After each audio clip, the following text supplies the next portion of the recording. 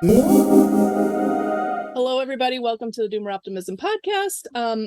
Ashley here with Brian and John. Robb. I'm going to let Brian take it away first because Brian had the idea to coordinate this conversation. So he works pretty regularly with John and is familiar with Doomer Optimism. So I want Brian to talk to us briefly about what his idea is for this conversation. Then I'll have John introduce himself, and then we'll jump into it. But Brian, can you start by just introducing yourself, giving a short bio, and then what you have in mind for today? Hi, folks. I'm a failed two-time chicken farmer and former nomadic goat herd. I've built 2 greenhouses. I have attempted to train oxen and failed. And I've also killed countless numbers of things in my gardens over the years. I also run a marketing consulting company for the last 10 years. So I fit into that category of tech worker who thinks the best thing in the world is to make so much money you can afford to buy a farm. And I had the idea for this conversation because there's a fundamental question of what is the way forward. Is it possible to revert back to simpler energy means like being, I think sheep. I'm past my goat phase, maybe. Don't ask my wife that question. I think sheep farm is the farm for me.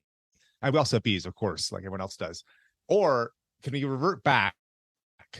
Or is the only way forward to go and build something new, build different ways of using energy?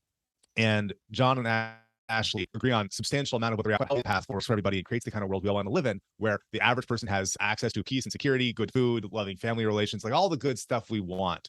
The vision of the good life is substantially similar, but where does energy fit into that? Forward or to a lower energy level? That's, I think, the most interesting question between the two of you.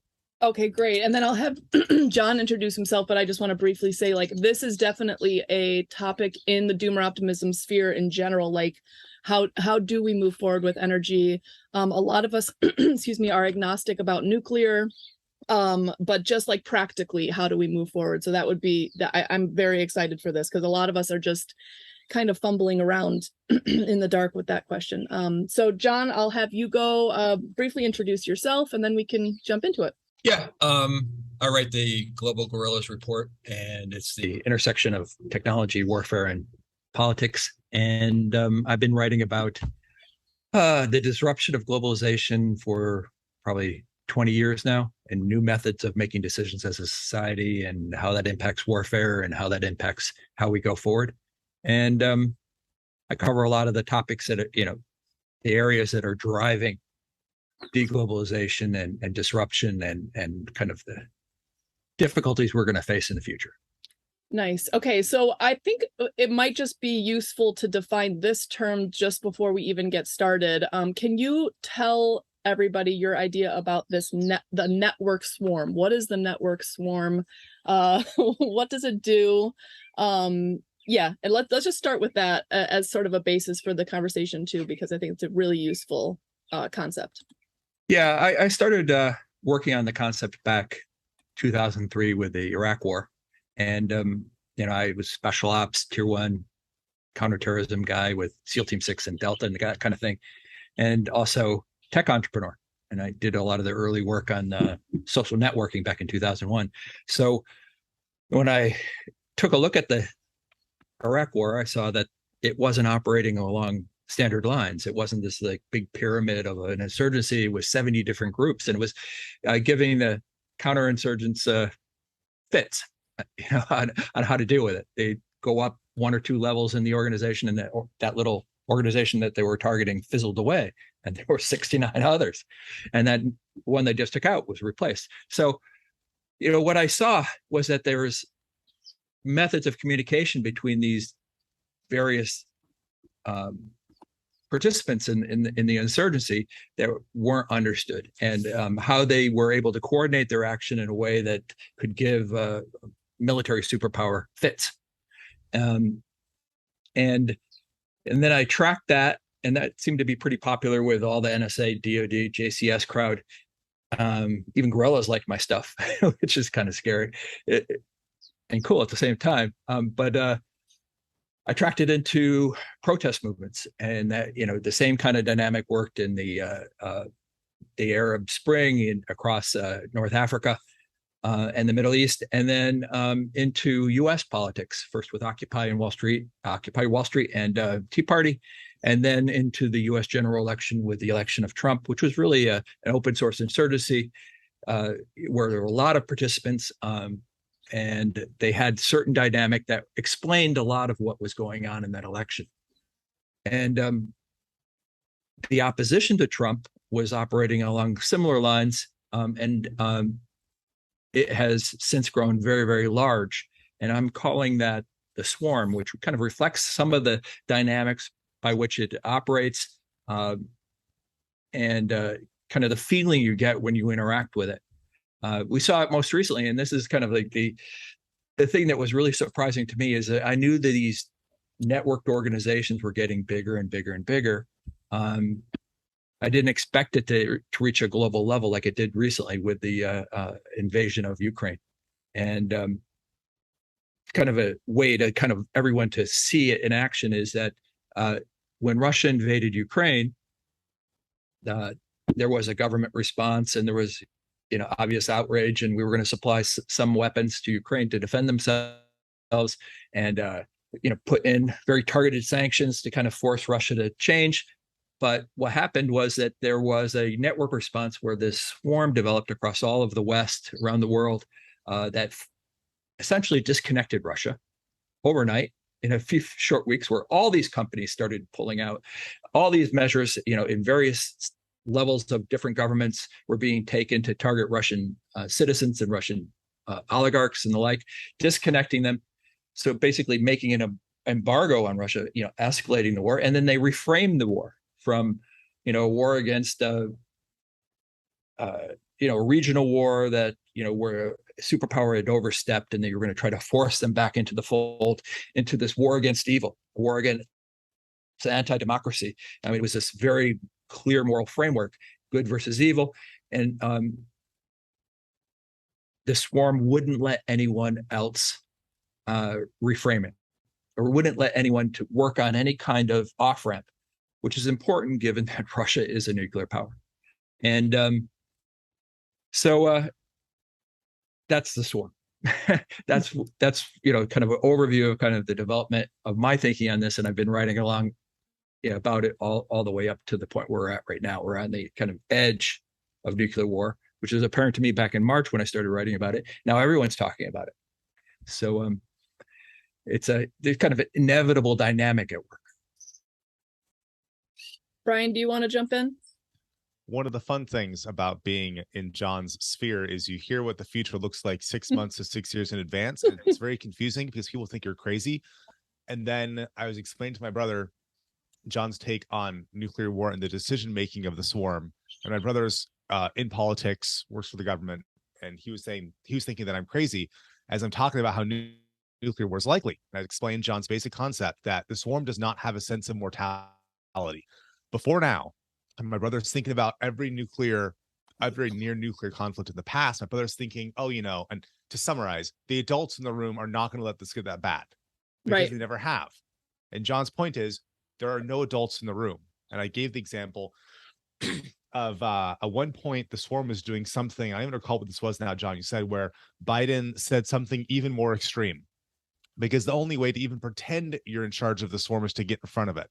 Which reminds me of canoeing down rivers, where on a river, as long as you stay slightly faster than the river, you're in control.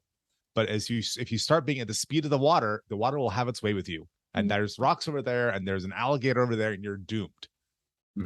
Slightly faster, but it gives us the illusion that people are in charge here. This is an illusion. Elon is not in charge. Putin's not in charge. Biden's not in charge. There's not people in mortality. There's not even the Americans that are in charge. There's not even the United States. No one is in charge. But we act as if it was because they always have been. And so we're making decisions. We are making decisions, but it's not us, and it's not making in the way that we think of it. Which brings us to some of these questions around energy and food. And I have 2 beehives, but you can't eat enough honey to survive. And we have these ideas of like, oh, let's go raise some chickens. That's fantastic. Okay, and how many chickens do you need to actually live? And so I'm curious to take the conversation in that direction of food supply at the most basic level of doomer optimism. Let's not starve. And the way John would look at the let's not starve question and the way Ashley would is quite different. Yeah. I'm curious to hear, like, to dive into a little bit more of that. Okay, wait, just briefly, I want to just clarify something on the network swarm before we go there. So a lot of us are like almost like Marxist historical materialists, in that we're like, okay, we have energy, we have this like, sort of unstable globalized system. And then, there's this process of deglobalization happening, of energy and resource crunches that seem to be happening. But what you're describing about the swarm, like, to get nerdy and sociological about it, it's like Weberian in the sense that ideas are interacting with material reality to change the trajectory of like the material world. And Right. this is actually pretty crazy. And I want to dive into it just a little bit, Brian, before we get into like an optimism perspective, because just trying to wrap your head around this, I think a lot of us have the sense that it's happening, but I don't know of anyone who describes it as well as you do, John. And like, basically it's like mimetic warfare.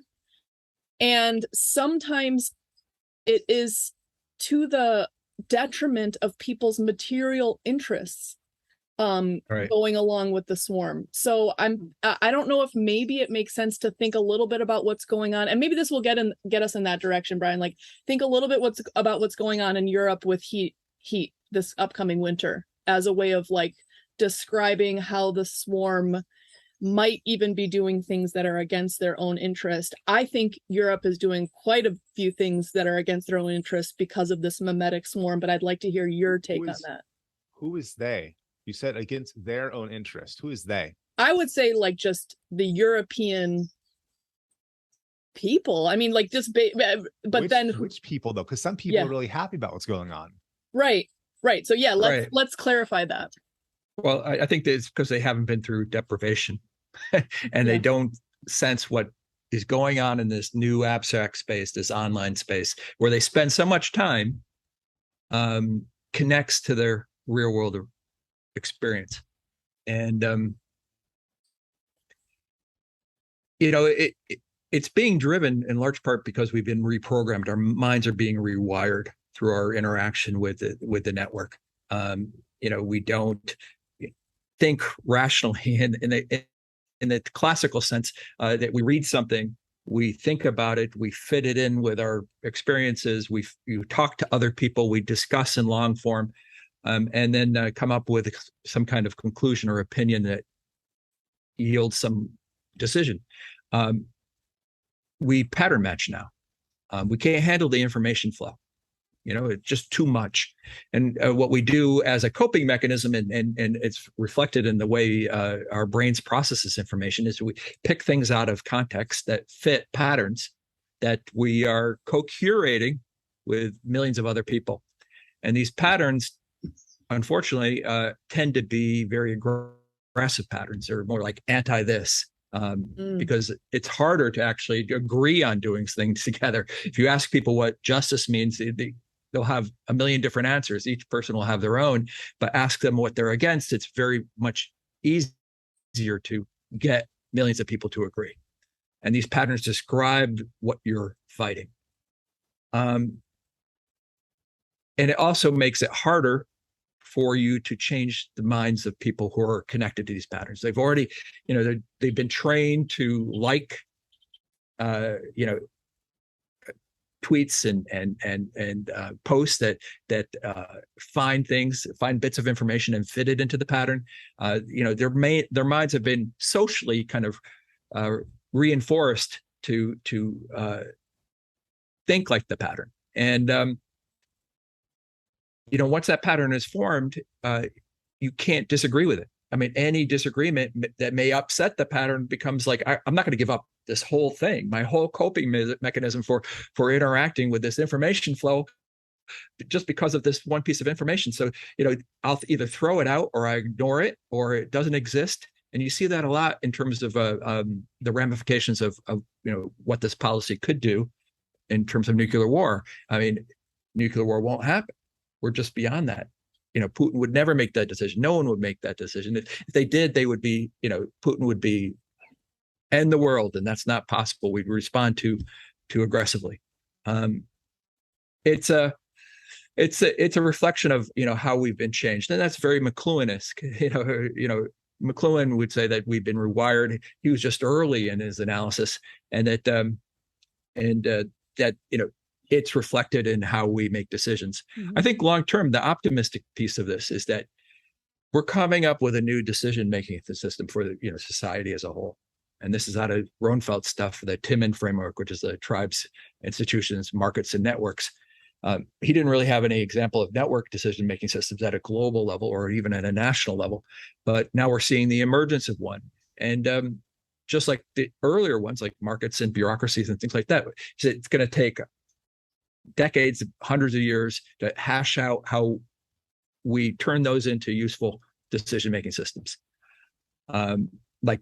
Bureaucracy, we figured out how to tame a government bureaucracy by using a market mechanism to select the leadership of that bureaucracy. So that combo, worked to mitigate the excesses of a bureaucracy run amok. Because a bureaucracy is just, as efficient at killing 1 million people as it is as mobilizing resources to build roads and infrastructure. So it's surviving until that point is going to be the tough part. So, that's my focus. Yeah. Yeah. Here's my story. Yeah. Go ahead, Brian. Back when Bush II was in charge, I was anti-war and I lived near Seattle. And so I was cool. And then Obama was in charge and I was anti-war. And then I was racist. And then Trump was in power and I was anti-war. And I think I was cool. Except no, I was sexist because Hillary was pro-war. Right.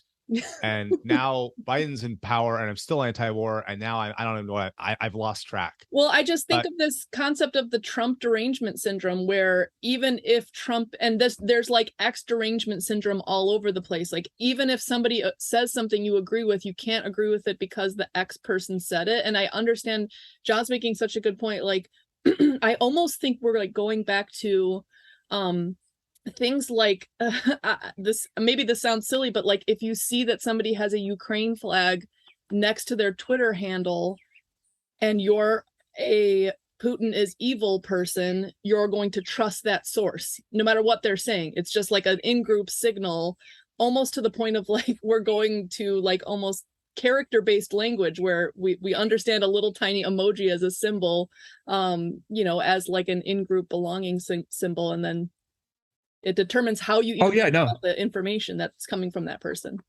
Exactly it. There's a tribal element, and tribalism typically is formed by, you have a in-group narrative that says, okay, here's why we're better together, and here's how we'll be better in the future because we're together. But we reversed it, and we said, okay, here's what we're against, and you have to signal that you're in the tribe. So that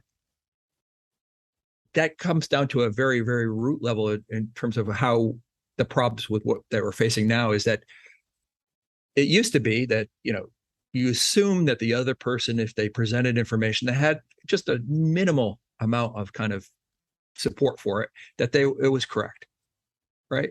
That the, institutional support is generally correct information, well-sourced, it's generally correct information. But would add the tribal dynamic into it is the source of the information coming from a person that is not in your tribe or is in an opposing tribe, makes that information immediately suspect, because now that person is supplying facts that may be used to kill you or hurt you, right? And in tribalism, if you're not in the tribe, you're not even human. The opposition tribe is subhuman. They don't get any empathy, they don't get any trust. And so look at that from a societal level. If we can't talk to each other in a way that allows us to agree on basic facts, right? Everything up, above that in the stack is broken. There's no discussion to be had. It's because they said this, they're presenting this bit of information. Well, obviously that information is not trustworthy, and you can't get beyond that. It makes a very dysfunctional system. We're doing something illegal right now, which is that Ashley, you talked about your background and you used the word Marxist. And a couple summers ago, people who use the same language were beating up people in my town, putting blood on the streets. Yep. They also call themselves Marxists. Yeah. Therefore, anyone else who uses similar language to what I've encountered in the past, I should immediately transfer everything bad, everything I'm anti, onto anyone else who uses the same language and never talk to them. Yep. And the labels, right? I know, and the labels are so silly a lot of times too. Like, just calling somebody, like, I mean, right-wing people will call people just commies, as if that's like really a legible characteristic at this point in history. Like, a lot of ideologies are very fluid at this moment, but you do have this team sports. I have one other question before I want to turn to energy, but I have one other question for John, and I wonder how this resonates with you. I don't know if you're familiar with one of my favorite authors is named Morris Berman. He wrote a series of books about just American history and culture. And one of he wrote like Dark Ages America and Why America Failed. And one of his theses about American like history and culture is that America's identity, he calls it a negative identity. So meaning we define ourselves by what we are not. So we define ourselves by our enemies, and we have to like construct various enemies throughout history to sort of like, we're not Iran, we're not Russia, we're not the Taliban. And that leads to a kind of I think like team sports that basically only allows you to have any identity at all when you're in a conflict and deciding what you're not, but it doesn't leave a lot of room for the optimism side, because it's just sort of like, we're only garnering meaning as a people in conflict, as like, good versus evil. But what does good actually entail is a separate question from what if we are not. Does that resonate with you? Oh, I think it's very insightful, and it fits right in. It's one of the reasons why we're so prone to building these anti-frameworks and why they're so popular online, anti everything. You can the list is almost endless. It also goes back to what Tom Wolfe said about fascism in America. He goes, fascism is always about to fall in America, but it always falls on Europe. It never gets any traction here because there's no singular identity in the United States. It's 1,000 different identities. I mean, at least on the right, and so it's in Europe. There's this cultural heritage for each country. It's a silo, and then they reassert themselves. We don't have that here. And it does make it hard to get anything done, though, right? Because you can't be for anything. What's the positive vision, right? Yeah, and it comes down to when you wipe out all of the sources of kind of traditional meaning, and everyone's coming up with their own sources, of value formation and what they consider good and bad. It becomes very squishy. It's something we're going to have to work out. I don't have a definitive solution for it, but I do think that we'll find a lot more meaning at the periphery than we will at the center. Mm-hmm. What networks allow us to do is to kind of cobble together things that we agree on en masse, and mobilize resources very, very quickly, mobilize people very quickly. We just have to find a way to actually turn it into something that's positive, by limiting, what is possible and how fast it can happen. What I don't want to see is that these anti-frameworks, the swarm actually defines this, very, very tall value stack, and a maximalist value stack, and then have it written into the infrastructure. Right. Used to train the AIs that moderate our discussions and mitigate our interactions, and lock us into this very orthodox, very narrow way of living in society. And I call that the long night. This kind of general lockdown where all innovation, anything that's outside of, you want to go to space, well, we have to solve problems here first. Leave that for later, right? You're not allowed to talk about that. Or any kind of like, oh, you think this is bad? No, we don't think it's bad. You're censored off.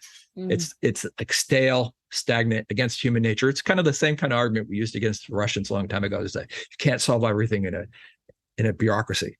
You have to have a lot more moving parts and a lot more diversity in how you approach problems. But this one would be locked into infrastructure at the very root level, and now not allow us anywhere, both in the US and anyone's connected to our system, to ever get beyond it. It's like, is the idea basically like we have to put our heads down and solve this massive high level scale problem before we can even think about allowing you to do other like decentralized solutions? It's worse. It's a moral version of that. It's good people know that we have to solve this problem first, that you are immoral for considering other problems. Like if you don't have a strong opinion about Ukraine right now, you are immoral. And it's not even voicing about some war crimes in Donbass or anything. It's if you think anything other, you're a bad person, and that means we were not going to listen to you. Only people who are moral are the people we should listen to. If you disagree with the consensus, you are therefore immoral, therefore we should not listen to you. But apply that from whatever makes sense to you. Like, let's say some folks listening might say, well, Ukraine versus Russia is really obvious, so that actually makes sense for there. Fine. Take it to raised gardens or raised beds in subdivisions in the front yard. Someone feels just as strongly about that as you feel about Ukraine and how much you know what you know is right. Only immoral people would even consider having raised beds and destroying our property value in those front yards. Okay, so I want to ask John a little bit about energy in Europe this upcoming winter. I want to get your take on that landscape. What you think, describe what you think is happening. Like I have a very general sense, but like being a being a localist, I'm like I really just can't wrap my head around what's going on with a lot of these like international conflicts and material like resource issues. And also I don't trust sources. I'm sure I'm normal in that sense. Like I don't trust the information I'm getting. So give us your take on what's going on with this energy crunch that's upcoming in Europe that I'm hearing about. Yeah, I mean, I've been working on a bunch of frameworks that kind of play into this. One is this idea of a permacrisis. You know, as the nation-state system becomes less and less able to handle the complex problems of globalization, their only response is to deal with every problem as a crisis. They have to have more and more authoritarian powers in order to confront. And we're like, one crisis is now running into the next. Start with 9/11 and then on, financial crisis, on and on and on. And that we are in the process of deglobalizing. Okay. And way back to my Brave New War, which was my book back in 2007, it was like the end of globalization was the byline. And because of ongoing disruptions from a myriad of actors, that they would just rip this global system down. And we're in that phase right now.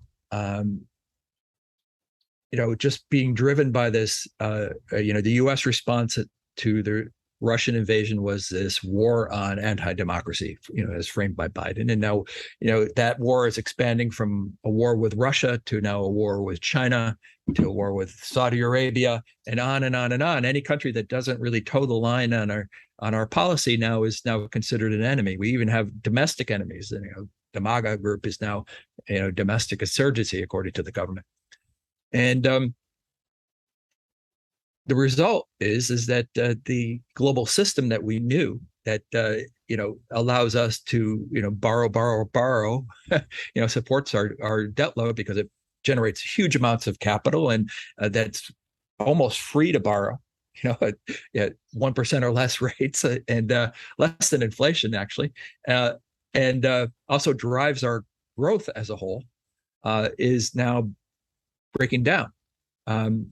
And in particular, Russia, and we're seeing this with the energy. I mean, Russia is great for food and energy. and core inputs like fertilizer and the like. And so is Ukraine, and that's in turmoil. So when you take out what the number 2 or 3 energy producer in the world, and those core commodities are taken off the table and sold at fire cells on the side, it causes waves of disruption that we're not ready to accommodate, and we're not even willing to even look at fully mitigating because of and restrictions on the our thinking placed on us by the environmental crisis, right? And so or the legacy of environmentalism, meaning that we're not looking at nuclear power, and even accelerated nuclear power still takes 5-10 years to build out a plant, right? So we're not, it doesn't replace all the home heating that is needed.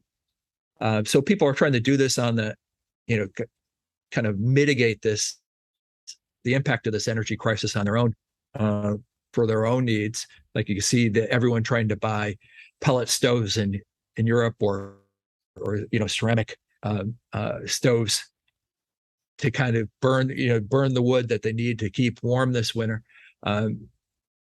Net result will be like forests inside of Europe will start going away, which is like, when you think about it, like this does seem to me a little bit like swarm behavior. And I guess just to describe my own environmental approach, I think that there are basically 2 strands of environmentalism. The main one is like 99% of people who call themselves environmentalists are people who are like, anti-nuclear, but also just like pro covering everything with solar panels, and pro, electrifying everything or having renewable energy on everything. But they don't think a lot about there are different forms of energy that besides electricity that people use. There is this kind of swarm behavior, I think, especially with the nuclear thing going on, where it's like, we're good environmentalists, we're good, nuclear's evil. And at the same time, where they're like having, I shouldn't laugh, but like having limited access to heating fuel, they're also shutting down other forms of energy that could help mitigate that. But I almost feel like it's the environmental network swarm meeting up against this like material reality limitation on heat. Well, you saw that little in COVID, right? So the environmentalists pushing for reducing fossil fuel use, you love COVID, love the restrictions on COVID because it lowered our carbon production globally.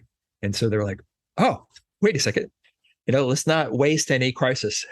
Yeah. Let's take advantage of that to try to get the carbon levels into line. But that doesn't like support you as an individual. I mean, there's lots of things you can do as an individual. I wrote for a while the Resilient Community letter, Home Free America, that kind of thing, is like focused on, how do you make your home a productive asset?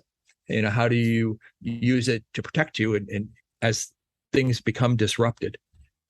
As we see more and more disruptions, I mean, the sign that we're going to see a lot more of them is that we're starting to see, things breaking and people can't even attribute a source to it because they don't understand how it plays, what the motivation for that disruption will be and who did it.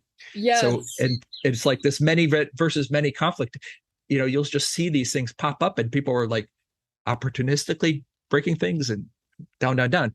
But as an individual or as an individual family, my strategy was, you don't want to totally disconnect and go off the grid and try to do everything yourself. It's just too time consuming. You'll spend all your time doing basic stuff. It's too expensive.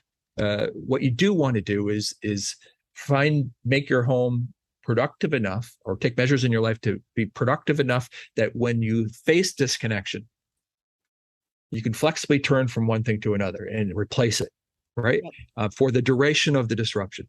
So have like multiple energy sources for your home heating and power production, right?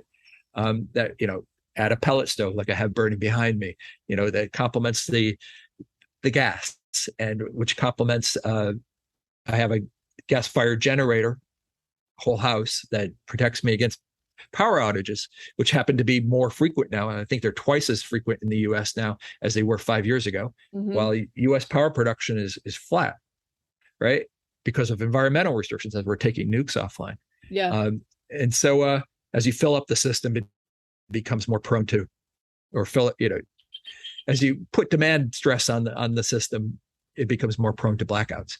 So, and like with food production, it's not about producing all the food that you eat.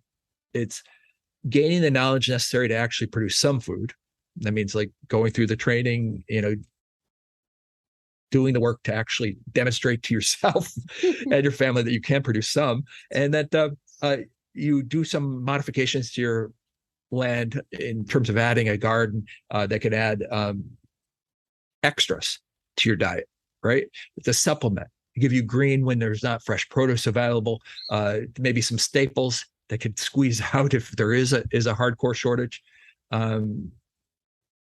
So it's that knowledge, that's that confidence that comes from having that. And you don't want to be in a position where you have to do all your food production and all your energy production and everything off grid, because it's a quick road to spending all your day, just like somebody 200 years ago, just producing enough to eat and heat yourself before you fall asleep, bone tired. Yes. Brian, did you have something you want to add? Because this is basically, I have a lot to say on this point. I think that the act of growing a single tomato, if the whole world, really, everyone in America would just grow a single tomato and then eat that tomato and notice how full or not full they were after eating a single tomato, they would get their mind changed around the idea that you can't just grow a garden to feed yourself. It doesn't exist. That you need a huge garden, and also spending all your time with you and all your kids to not starve. So I like the whole, if everybody would just grow one thing, we grow bees, we give friends honey. Can't survive on that, but our friends have honey. Another friend is an actual farmer, and so we get pigs and chickens from her, but she's actually a farmer with land.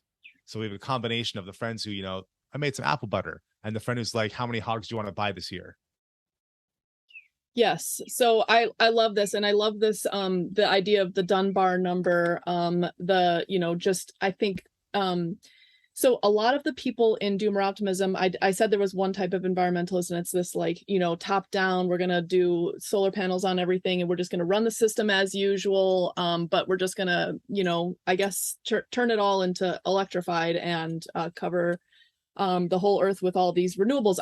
I'm pro renewable, but I also think there needs to be like a simultaneous just shifting of entire lifestyle patterns so that we can manage what I think will be and I wonder whether or not you agree with this, John, that there is peak oil, that there is some peak in fossil fuels. I don't know whether or not you think that, but like that's basically a lot of our operating assumption. Like either some of us think, maybe the peak is coming later on, maybe I know the technology is like quite advanced for I'm not so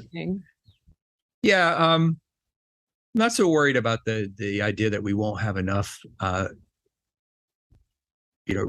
oil available and fossil fuels. I think we're putting restrictions on that faster than we're running out of it, right? I think that, the ultimate kind of really super high level macro kind of frame for this is this thermodynamic trap that I was working on, is that, human civilization is a thermodynamic system. It's a dissipative system. If you look up Prigogine and got his Nobel Prize for this, is that we have to consume a huge amount of resources, both cheap energy like fossil fuels or physical resources like nickel and lithium and things like that, in order to keep our complexity level of our society very high. But the consequence of that, consumption is that we produce entropy. Okay. And that was okay while our civilization was smaller than the Earth's dissipative system. Earth is a dissipative system, but it's a lot more efficient than we are. And it kind of absorbed our excesses. Our civilization was an open system, allowed us to throw that entropy into the Earth, and the Earth would take care of it, kind of chew it up over time and disappear it. But all of a sudden we hit global level, right? And now we are as big as the Earth. and the ability of the Earth, maybe even one complete system, and there's no exterior for our entropy. And we're saying, okay, well, let's reduce our dependence on that cheap energy in order to reduce our entropy production, and we're going to replace that with a increased rate of dissipation of materials to build all these renewable things. I mean, like build the solar cells and build the electrical infrastructure and build the batteries. We're suddenly chewing up physical resources at a massive rate, which of course isn't sustainable either.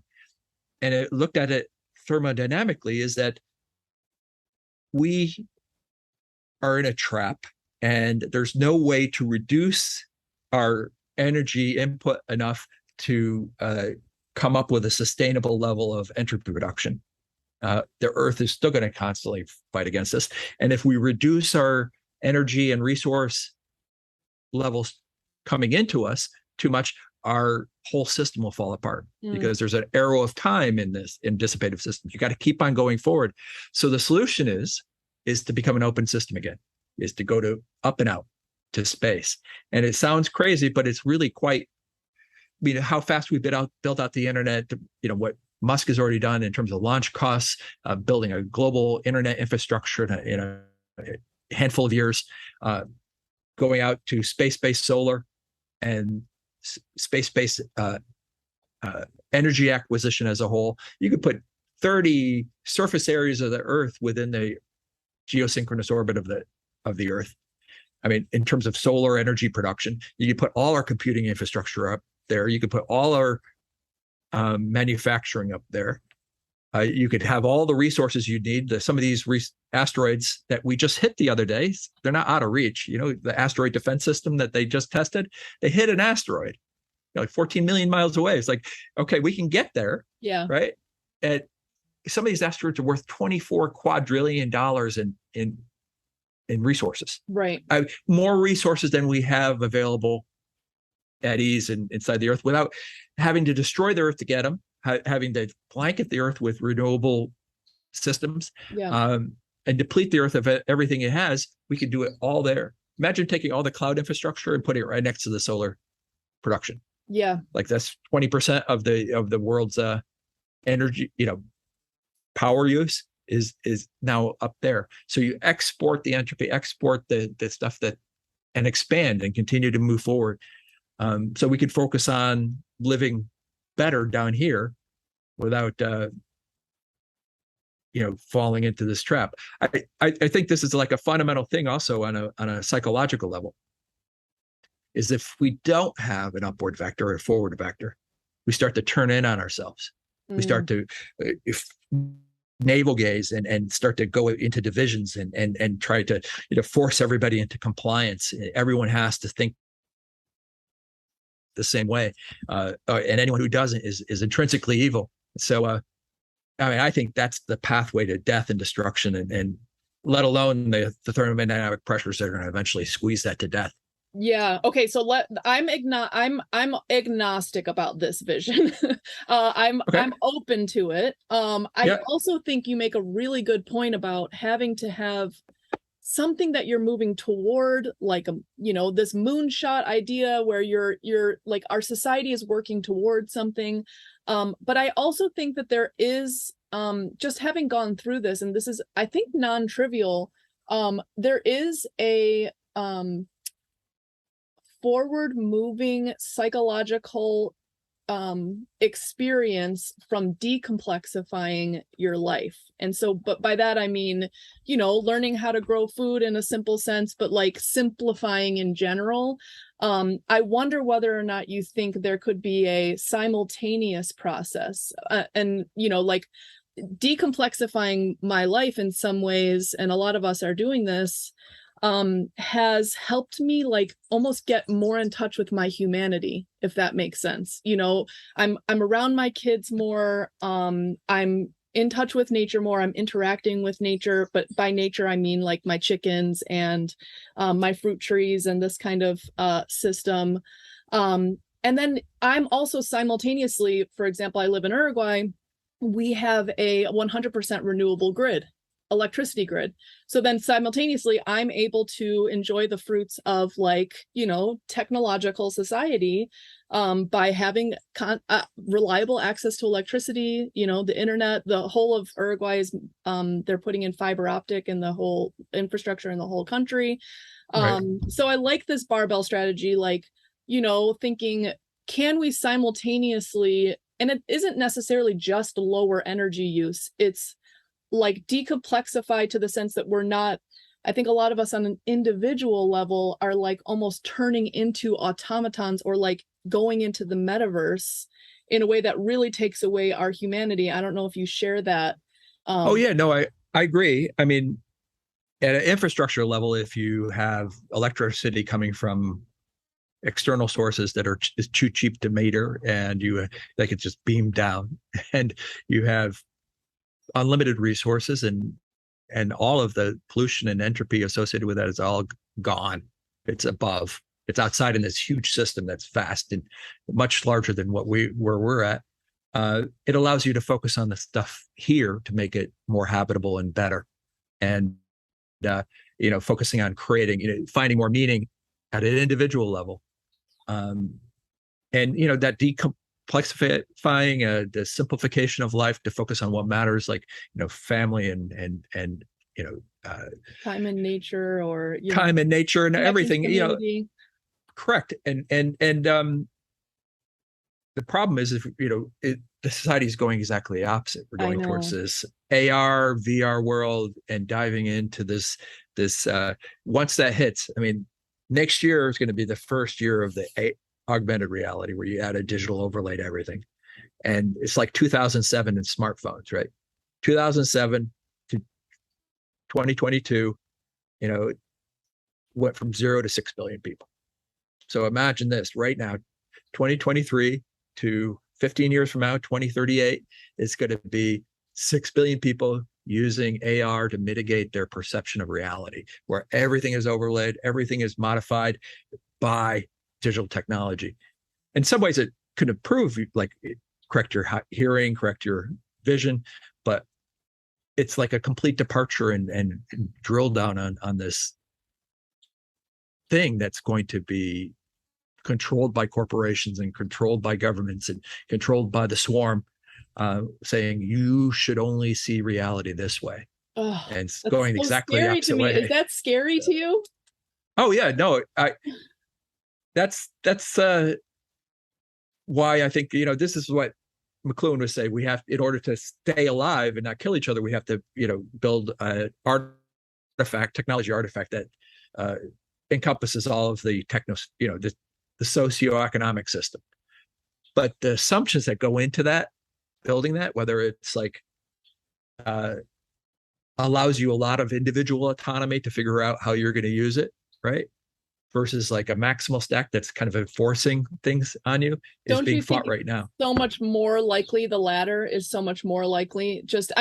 I'm just thinking about, like, I have colleagues who are environmentalists, academics and policymakers, and they work under the assumption that, like, basically, I call them the professional managerial class, not my term, but they basically work under the assumption, like, we know better than everybody else. Right. And so we need to impose limits, and those limits need to be, and a lot of times those limits, what they describe or what they come up with as the limits, are anti-ecological. For example, there's something called climate smart agriculture that's going on with the Gates Foundation in Africa, and it's like they're kicking people who know how to do pretty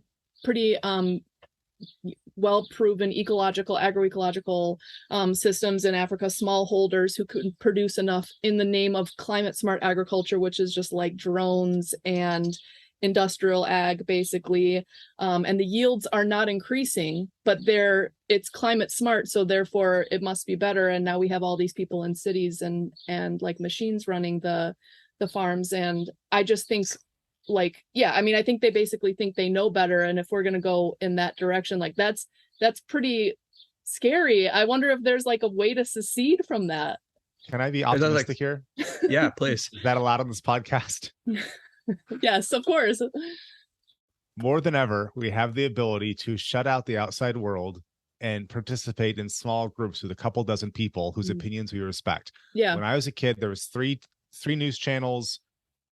There were like 5 channels total on the television where you manipulate the little antenna things to get the fuzzy picture to go right. Or you'd go walk into the grocery store and go rent a VHS, of which there was a finite number. Yes. We're now in a world where we can resonate with the ideas that we hold, and we can ignore the fact that everyone else thinks we're crazy to a significant extent. Now, John's talking about at the network level, banning some things like raised beds in front yards of HOAs. But as long as we can stay this side of that, we can actually increase the idea that, wait, you don't raise chickens? Are you feeling okay? Do we need to come check on you? What's wrong with you? Yes. And that concept, recently a friend brought over dinner, and the dinner was with ham from another friend's pigs, because we buy our pigs from one of my wife's best friends that is one peninsula over from us. Our food miles for that pig, and she gets it butchered on a butcher on her peninsula. The food miles for that pig is like 20 miles total. Yeah. And that's now like, that's cool. Let's just call it cool. Yeah. And the people who don't think about that are uncool, as far as I'm concerned. And I can go increase that vibe within everybody. Are you familiar with Modern T-Man, Ashley? Yes. Yep. Yeah. So he's a buddy of mine. That idea of that being cool, that it's cool that you know your farmer's name or your butcher's name or both, or making it cool. We raise bees. I'm a beekeeper. It's just sort of this casual thing I do. We don't sell our honey. We only have 2 hives. We lost both our hives last year because beekeeping is horrible and everything dies. But we're changing what it means to be cool. You don't have beehives? I'm so sorry for your loss. What happened to you? Are you okay? So using the network swarm in this direction, I wonder, John, like, what do you see in terms of agency, possibility, degrees of freedom here in between these different systems? No, Brian nailed it, is that as long as we can continue to have the network available for these small groups to form, and, I call it the descent, right? It's like all this, like, from good thinking to crazy thinking, as long as it's not like imminently dangerous where somebody's going to come stab you kind of thing, we're going to be okay. But the danger from the swarm, and what I'm talking about this descent is not, enforced. It's like opt in, right? The danger from the swarm is that it will ban that, and it will get into the AR stuff and get into the social network at the network level and say, you're not allowed to think that. You're not allowed to interact like that. You're not even allowed to have conversations about that. And that the number of things that you're not allowed to do grows exponentially. And the ability of the network already at this early date to kind of control what you see, what you do, what you say, what you is getting easier and easier and more scalable. I mean, we already have social AIs. And when I say AI, I don't mean like a human equivalent. I mean something that lives off the data in between us and doesn't think like a human, that can moderate and intercede in the conversations of 1 billion people in real time, or billions of people in real time. And that's like a, totalitarian's kind of wet dream from 20, 30 years ago. It's that there's no need for like a massive bureaucracy to implement this. This is done on hardware that just is getting better and more capable of doing this every day. So that's what we got to prevent in order to allow all these great ideas at the periphery in the kind of dissent world to continue. Yeah.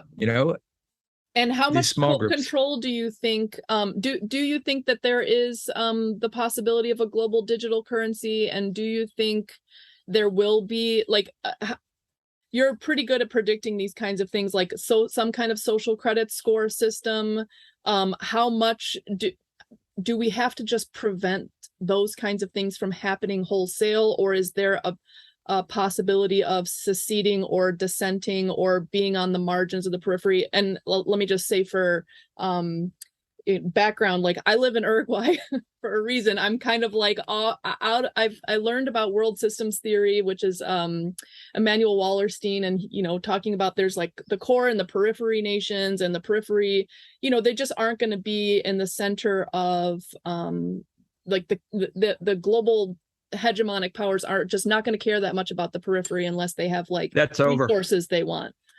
That's over with the network Yeah, that's my question. Yeah, So, is it over? a Like, lot is of there this, a way to escape? yeah, if a lot of this stuff, like a social credit system that we're seeing in China, is already here. I mean, it's a de facto system, so it's kind of like done on the side. So there isn't any kind of formal thing saying that this isn't going, this shouldn't be talked about, or these people shouldn't be online. It just happens in the background. The government doesn't mandate it, kind of hints, and the corporations kind of take care of it. And once one big corporation does it, all the others copy it. It's like a normalization of social credit. We already have it. It's here. It's being implemented. And also, you see it on the back door with the ESG stuff in the corporate space, and how that's morphing and metastasizing into this big sprawling morass of, God knows what, coming from this, being dictated by the swarm and influencing corporate behavior and influencing, everything. You're seeing it show up in how the digital currency should operate. And if there's a digital currency, you can put controls on it. Or I just saw recently an open source project saying, we're not, the Stable Diffusion, which did the little AI creative stuff that people are playing with. It said, we're open source, but we're democratic open source, meaning the term democracy is now been kind of reworked and into something saying that if anyone in our community objects to how it could potentially be used, we'll dumb it down and put restrictions on it. We hear every voice. That's not how democracy works in any system. It's like the majority want, and it's not freedom in any way. It's like, it's not open source in any way, shape, or form. It's like, you give me the code and I'll figure out how to use it in my best interest. Not you dumbing it down to this like, neutered core that can barely do anything because, you want to cater to all these different networks, putting pressure on you. So yeah, no, it's insidious. It's and it's not just here. It's global. I mean, you can't get through modern life, and you can't work for a large, to an increasing degree, not just here, but everywhere, unless you're online into this, dealing with this system. Here you got to, to date. A lot of times you have to be online, or to do anything at work. You have to be emailing and in the system. It's just being disconnected from it isn't really an option. And those restrictions are going in. Go ahead, Brian. How familiar are you with Urbit? Pretty much. Yeah. Great. So I'm a failed Urbit user. I'm attempting to go get my planet actually operational because my friend Jonathan Pritchard is helping me because I'm, a neophyte here. But Ashley, in brief, Urbit is a crypto-powered operating system for everything. Whereas some people they have machines that are now being custom built as Urbit machines.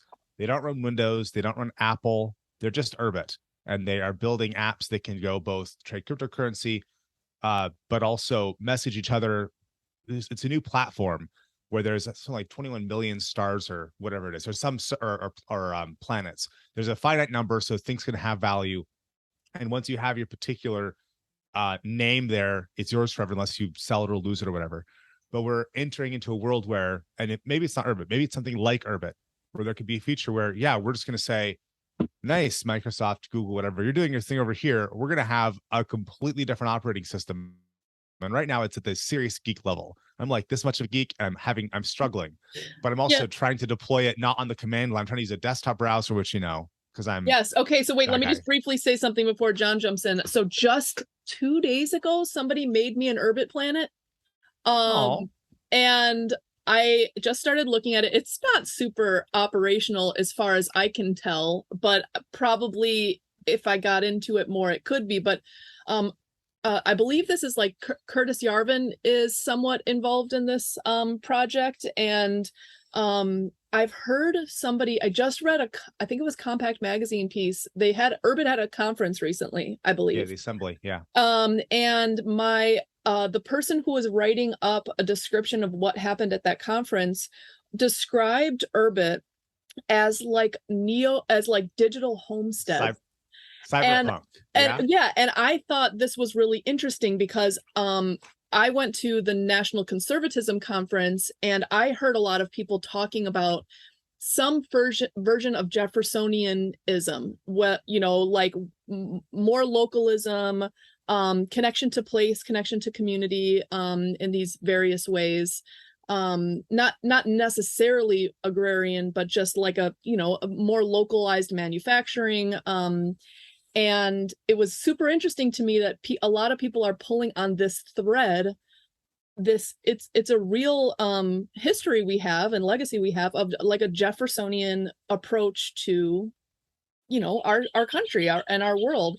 And I thought it was really interesting to think about that in the context of Urbit, which is like, maybe it's place-based, maybe it's an alternative system. It's not just run by the globalists. It's not just run by the professional managerial class. It's decentralized. It's run by the people who use it, kind of thing. So I'm wondering if any of that resonates with you, John. Yeah, I mean, I like the idea that there is like a fallback, right? There's like this last ditch kind of way of connecting when everything else kind of fails. And we see that, if you try to find alternative hosting systems or try to set up alternative to the big systems, you're not going to be able to do that if they turns against you. I mean, how quickly they turned off Parler and all these others and shut them down, and they could shut them down again. They're not immune. They're very vulnerable. So it's not easy to kind of scale up and reach a kind of a critical mass using the traditional approach. It also means that you're not on the systems that are making the decisions. You're not out there doing battle, dissent versus swarm, dissent versus consensus, or this emerging consensus, which is going to decide the direction of everything, right? It also gives you reach and connectivity to billions of people, people that you didn't even know existed. There's a lot to be said for going out there and being part of that mix. I think systems like Urbit is good to be, knowledgeable of, maybe participating in, and knowing that it exists, and knowing and supporting the community, because it is a fallback. Like it gives you options, right? Yes. Again, like everything else. That's not to say that it's totally immune from being disconnected. It can be. Then you'd have to start working on systems or contributing to systems for like a mesh network that would replace the traditional network. Right. Right. That would, in order to stay connected. But,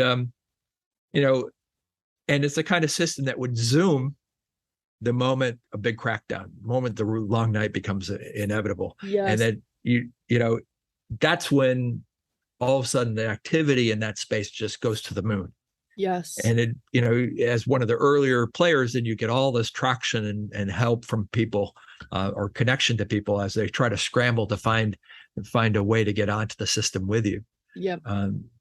And so I really like that. And it brings me back to what we were talking about earlier, where I just generally think it's smart to be agnostic and toward a lot of these emergent strategies, and to almost have like a barbell strategy where it's like you can both have a foot in the actual digital world as it's constituted now, and keep your mind open to something like Urbit. You can be open to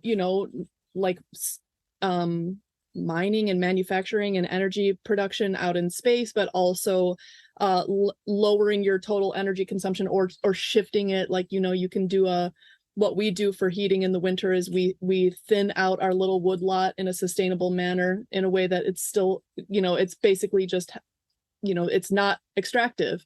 So we can do energy in a way that's like in ecological balance, while also like getting energy, in this super high tech way. And I think, I generally think the barbell strategy, being agnostic, is the right way.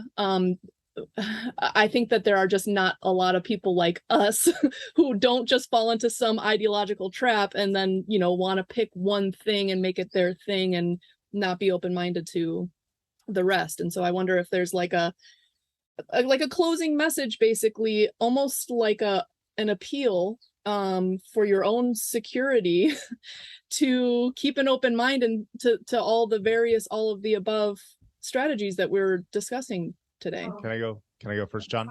Yeah. Here's my closing appeal. You might be wrong.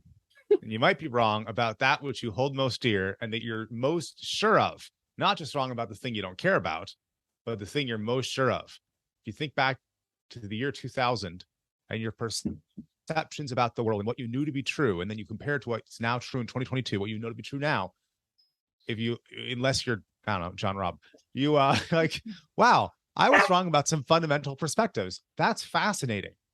And so being around other people who are willing to change their minds, which is to say, willing to eschew tribalism and all the warm fuzzies that it brings, is critical, because likely in 2042, you'll look back to 2022 and go, I was wrong about some fundamental things. And if you're only with people who hold tribalism above all else, that's going to be a problem. It's going to make it much harder for you to understand if you're wrong and how you're wrong. Mm-hmm. John, last word, appeal. Can you still hear me? Yes, I hit my microphone. Okay, yes, good. Yes. I was trying to filter out the border collies. Stay fundamentally optimistic. We'll muddle through. I kind of have a belief in this timeline that it's not going to end in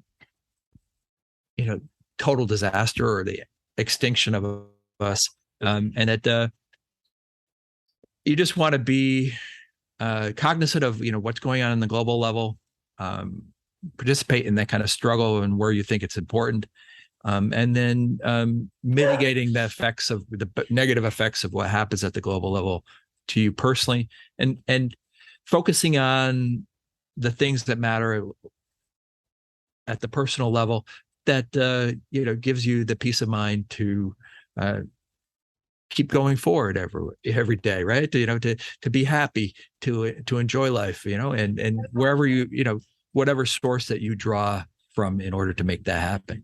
But this is a turbulent time, right?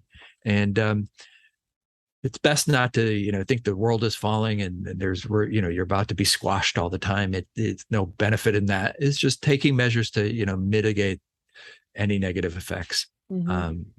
And don't let other people tell you how to be happy, right? Don't let that tribe dictate to you what you should be fearful of, and determine it yourself. Yep.